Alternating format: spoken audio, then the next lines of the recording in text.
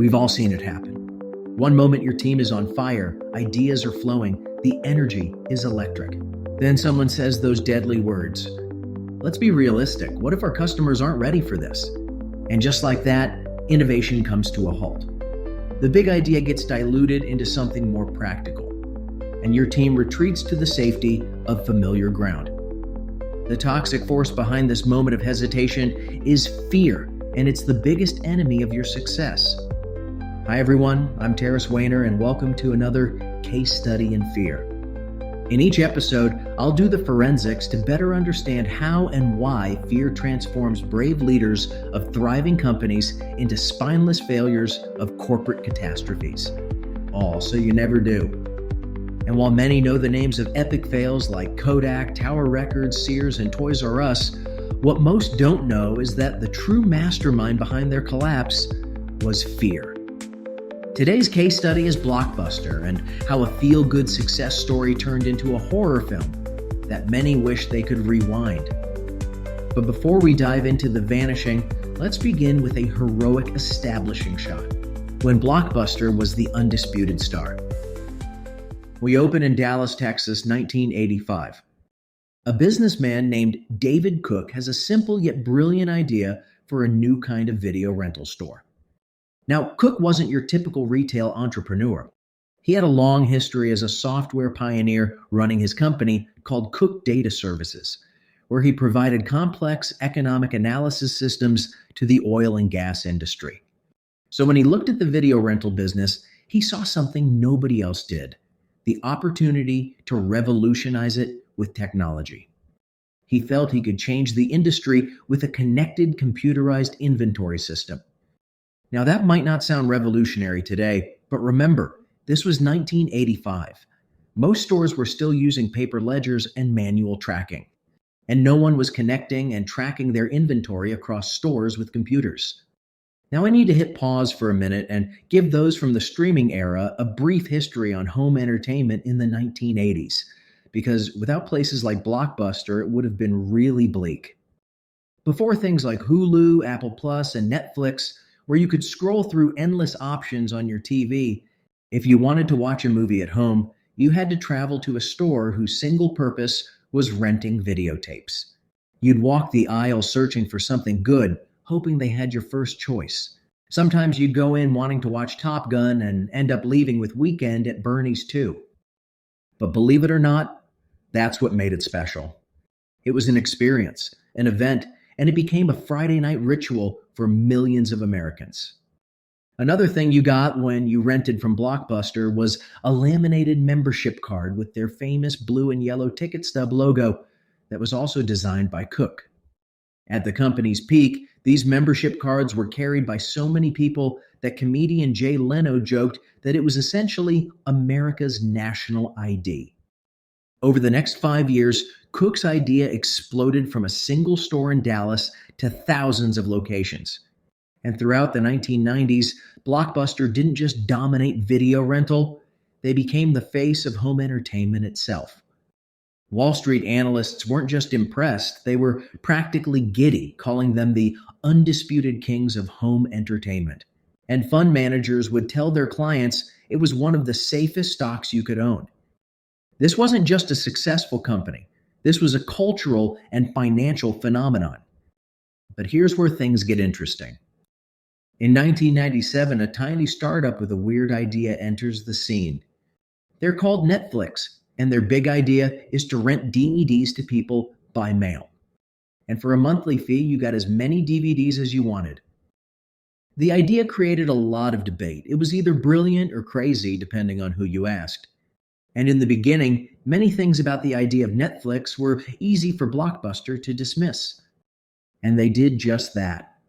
In 1998, during an interview on CNBC, a Blockbuster executive tore apart Netflix's business model, saying, "Wait a minute, I can get unlimited rentals for a month for one price?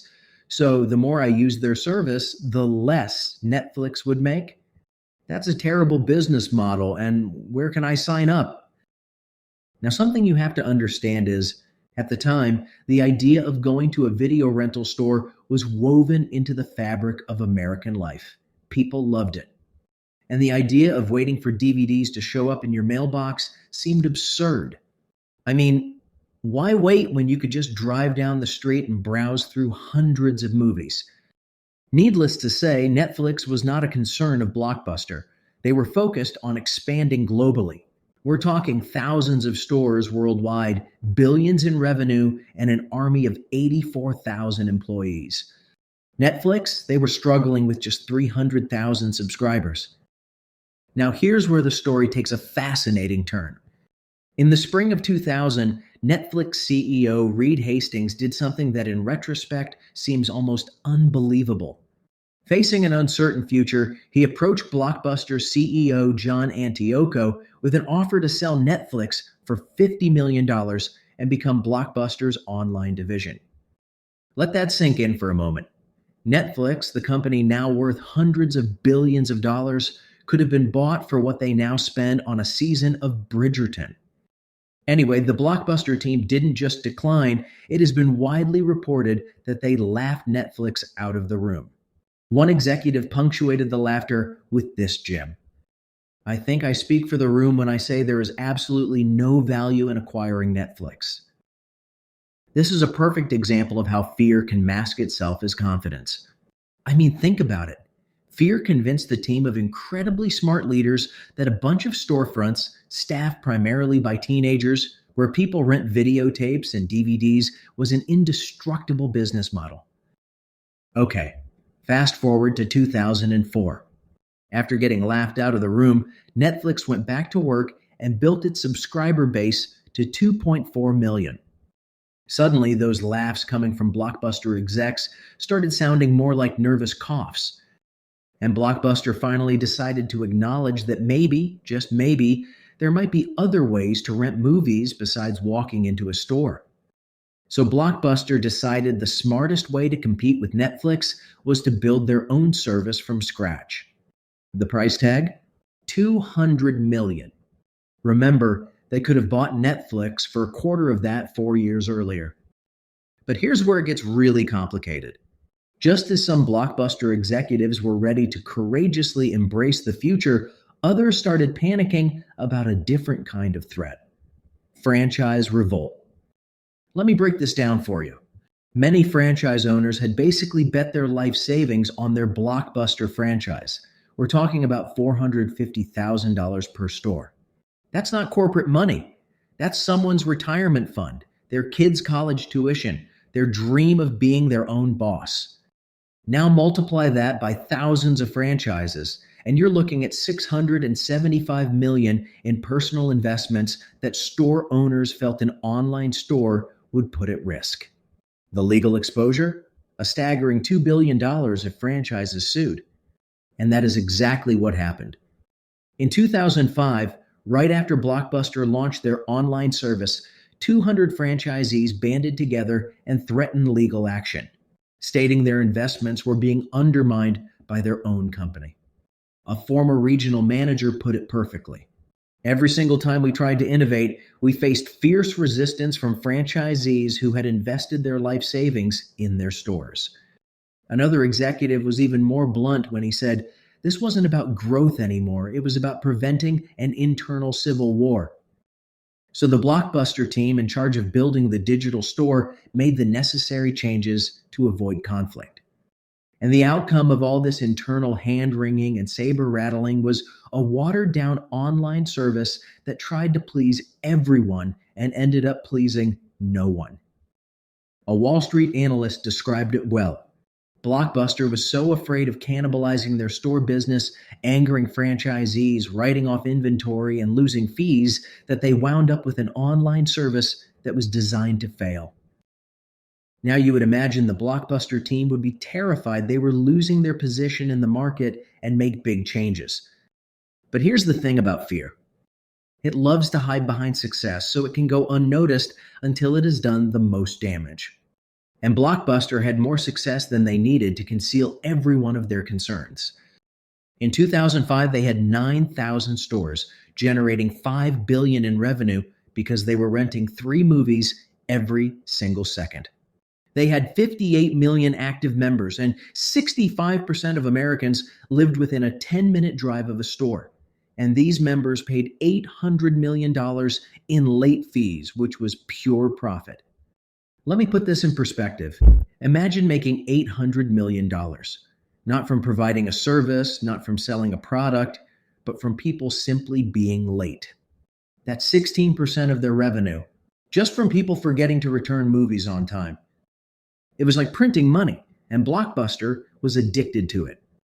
Meanwhile, while Blockbuster was counting on people becoming serial procrastinators, Netflix hit a new milestone: 5 million subscribers, and celebrated the moment with a new ad campaign that had a simple yet powerful message: no late fees. It was like a sword right through the heart of Blockbuster's golden goose. Blockbuster tried to respond and eliminate late fees as well, but the nightmare of losing the revenue became so intense they panicked and quickly brought them back, just under a new name. They now called them restocking fees. As you could imagine, this backfired spectacularly. Customers felt deceived, and it led to several state attorneys general suing Blockbuster for deceptive advertising. During the court proceedings, a Blockbuster finance executive admitted something telling when he said, "Late fees were our cash cow." The idea of killing that revenue stream felt like corporate suicide. By the end of the fiasco, customers saw it as nothing more than a marketing gimmick rather than real change. Then came 2007, the year everything in the world of video rental was turned upside down. Netflix wasn't just growing, they were exploding, hitting 7 million subscribers and $1.2 billion in revenue. But for Blockbuster, that wasn't even the scary part. Let me paint you a picture of everything they were facing that year. First, there was Netflix with those 7 million subscribers. Then a company called Redbox appears out of nowhere with 6,000 self-service kiosks in convenient locations like grocery stores, pulling in $400 million in revenue.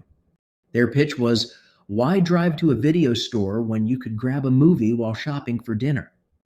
The cable companies weren't sitting still either. Video on demand added $1.1 billion to their profits. Apple's iTunes saw 50 million movie downloads. And just to make things really interesting, Jeff Bezos launched Amazon Video. Oh, and Netflix? They weren't done. They launched their streaming service that same year. With all this competition, Blockbuster knew that everything about who they were had to change. But it was a Herculean challenge. To pull it off, they had to try and turn a retail chain into a tech company overnight. As one former Blockbuster CTO recalled, "We weren't just afraid of building streaming infrastructure, we were afraid of becoming something we fundamentally weren't." Think about it. How do you transform 84,000 retail employees into a tech workforce? As one executive put it, how do you turn a video store clerk into a software engineer? And let's not forget the cost. The Blockbuster team calculated that a complete digital transformation came with a price tag north of $2 billion. That's for data centers, content delivery networks, engineering talent, and content licensing. It was enough to give any executive the night sweats. But instead of making the hard choices and facing these challenges head on, Blockbuster did everything it could to defend its identity. During one of the company's quarterly earnings reports, an executive said, "Neither Redbox nor Netflix are even on the radar screen in terms of competition." Then doubled down with the statement, "The internet is still not ready for prime time." It's a misconception to say that the industry is shifting to digital distribution. These weren't just poor predictions. They were the desperate words of a leader trapped in fear's complex maze. But the growing list of competitors were just the coming attractions.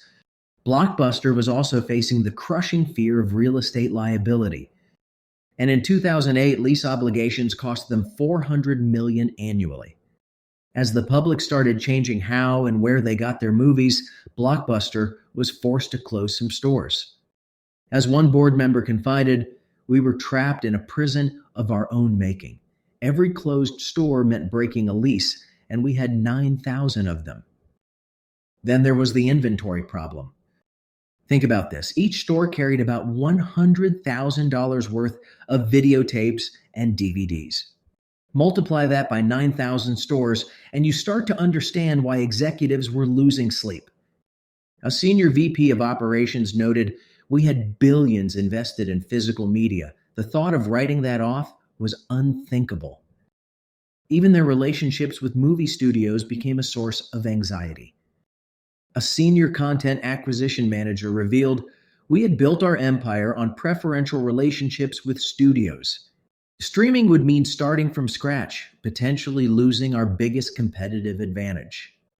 The idea of losing their position as Hollywood's favorite distribution partner made them cling even harder to their original model. Blockbuster was being attacked from all sides. Netflix threatened their rental business, Redbox their convenience factor, cable companies were pushing video on demand, and Apple and Amazon were emerging as leaders in digital purchases. This multi-front attack created decision paralysis about which threat to address first. A board member admitted, "We were like a boxer getting punched from every direction. The fear of choosing the wrong threat to address first left us standing still, taking every hit. And through it all, they clung to their identity like a security blanket." A marketing executive said, "We are the Friday night destination for millions of Americans. How do you even begin to preserve that community feeling in a digital world?" This fear of becoming just another app on a screen made them resist the very changes needed to survive. By 2010, Blockbuster was $1.1 billion in debt and filed for bankruptcy protection. And the numbers tell a brutal story. From 2003 to 2009, their market value plummeted from $5 billion to just $24 million. That's a 99.5% drop in value. 81% of their stores closed, and the stock price dropped from $30 a share to just 23 cents before finally being delisted from the New York Stock Exchange. Meanwhile, Netflix soared past $10 billion in market value. But this isn't just about numbers, it's about how fear can paralyze even the most dominant market leaders. When Blockbuster rejected Netflix's $50 million offer in 2000, they weren't just missing out on an acquisition, they were missing out on the future of entertainment. As of February 2025, when I recorded this, Netflix has a market cap of close to $340 billion with well over 260 million subscribers, making this perhaps the most expensive case of fear-driven decision-making in retail history. Now, some of you may be thinking that changing a company the size of Blockbuster at the peak of its success is nearly impossible. And let me say that I was one of these people before I truly understood what Netflix pulled off when evolving from a DVD by mail company to a streaming service. Let's jump back for a minute to 2006. Netflix had turned their DVD by mail service into a healthy and profitable business. They were the United States Postal Service's biggest customer, shipping around 2 million DVDs a day. Many would be proud and content with that type of success. Except, that is, for Reed Hastings. When Hastings and his team at Netflix launched streaming in 2007, they embraced that it would fundamentally change everything about their business, from how they worked together to who they needed to build the next version of Netflix. They could have said, "We're the most successful DVD by mail service. We would be crazy to change. That's how our customers know us, and that's what they love about us." But instead of letting their current success and identity hold them back, they bravely disrupted themselves. By early 2010, just 3 years later, Netflix streaming accounted for more than 30% of peak internet traffic in North America. And by 2012, streaming became their primary business with over 25 million subscribers, leaving their DVD by mail service with just over 10 million customers in the dust. Today, Netflix has over 300 million streaming subscribers, a testament to what happens when you're willing to pivot, and pivot quickly. I want to be clear, there were some really brave people at Blockbuster who fought fear. Take Barry McCarthy. He was in that infamous meeting in 2000 when Netflix tried to sell to Blockbuster. After watching his company laugh Netflix out of the room, he did something bold. He quit Blockbuster and joined Netflix and became their CFO from 2002 to 2014. McCarthy took what he learned about navigating external and internal threats and used it to help steer Netflix to success. And there was Edward Stead, Blockbuster's general counsel. He understood the threat of digital disruption and pushed the board numerous times to acquire Netflix. Former CEO John Antioco later admitted in a 2011 Harvard Business Review, "I failed to see how quickly and profoundly the world was changing. The irony is we had the capabilities to shift to a digital model, but fear of disrupting our core business held us back." Today, only one Blockbuster store remains. It's become a tourist attraction in a strip mall in Bend, Oregon. A 3,000 square foot space that stands as a testament to how fear can transform an industry leader into a cultural relic. Case studies like this one always remind me that the most destructive kind of fear never announces itself with dramatic flair. It can often be found whispering reassurances about the status quo while slowly weaving a web of anxieties that will ultimately trap you in a prison of your own hesitation. That's why it's crucial to always be on the lookout for fearful behavior and learn how to recognize the warning signs in your organization. To learn how it creates chaos and how it moves and spreads and grows. To understand how good fear is at making even the smartest people in your company do stupid things. And to constantly be asking yourself if you are letting the comfort of today's profits blind you to tomorrow's disruption.